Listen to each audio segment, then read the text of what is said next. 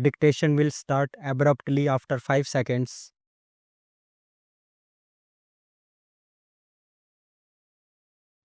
Sir, I express my gratitude to the honorable members for the keen interest they had taken in the whole matter and for the many valuable suggestions they have made.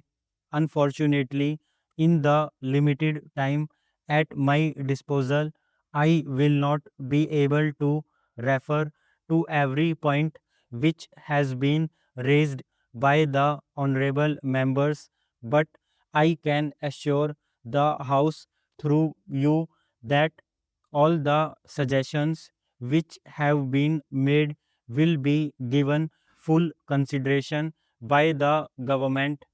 I would like to take up some common points which have been stressed by a very large number of my honorable friends here.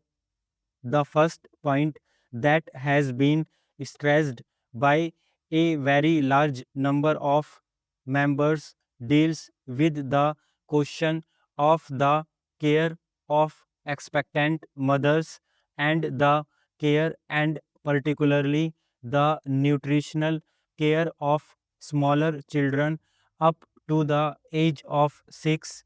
There is no doubt that this is the most important period in the life of any human being, and any lack of effort in this age group can have very serious consequences when the child grows into adulthood.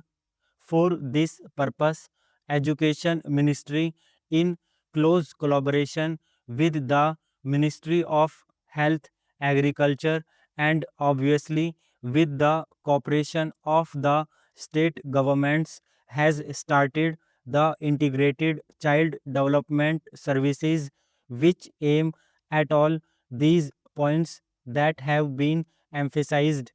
The concept of integrated child development services has been explained by us before, but I would crave your indulgence to explain again in a few minutes the main concept of the integrated child development services.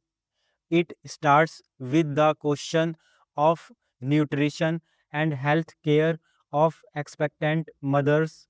Then there is a full fledged program of immunization, which certainly includes the triple vaccination. Along with this, there is the question of regular health checkup, referral services, nutrition supplementing measures, and the diet and preschool, non formal and informal education.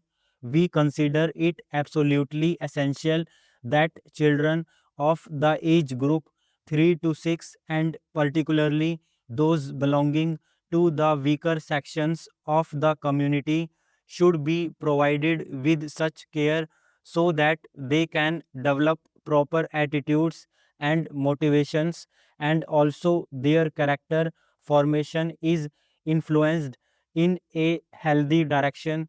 For this purpose, we propose to set up centers as far as possible in close proximity of a primary school to involve elder children, especially girls, to participate in the looking after of the younger babies as a part of their work experience. It would provide them with adequate training to learn about how to look after children and younger babies. It would also provide assistance to the center's workers, and a full fledged training program of the workers has been undertaken. Because this was a new scheme and because it involved the cooperation of a very large number of agencies, it was felt that let the systems be worked out in a small number of blocks, and we have chosen 35 blocks. 20 of these are rural blocks, 10 are in tribal areas, and 5 in urban slums. This program is being tried out, and government would like to expand this scheme to a very large number of other blocks, so that we are able to cover, hopefully by the 7th plan period, every block in the country.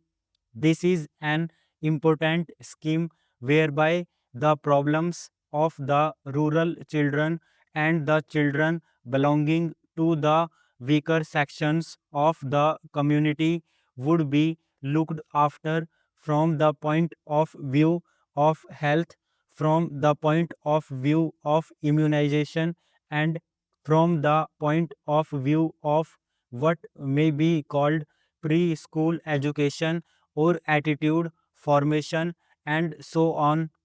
This program, I am glad to say, has evoked proper response. We invited the medical colleges, and I am glad to say that 27 medical colleges have responded to our invitation. The All India Institute of Medical Sciences in New Delhi is coordinating the work that is being done by the medical colleges for preparing the baseline data about nutrition, about the general health of children and of expectant mothers, and so on. It would also be supervising the implementation of the scheme in other respects, so that along with the administrative setup which is looking after this program, there is also an independent organization which can monitor and which can provide expert guidance for the implementation of this particular program.